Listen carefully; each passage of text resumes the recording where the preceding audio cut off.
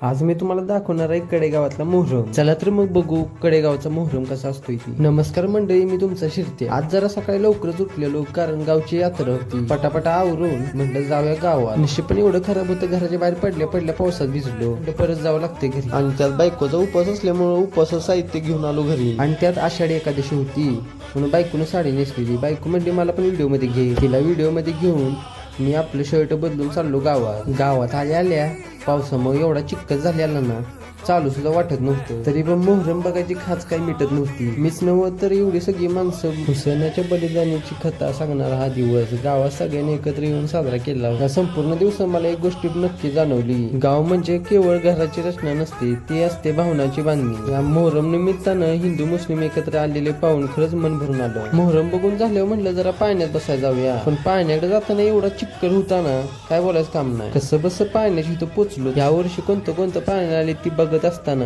मला लैला मजनू दिसले. लयच भारी लैला मजनू नाचत होते. यांचा डान्स बघून म्हणला जाऊया पाण्यात बसाय.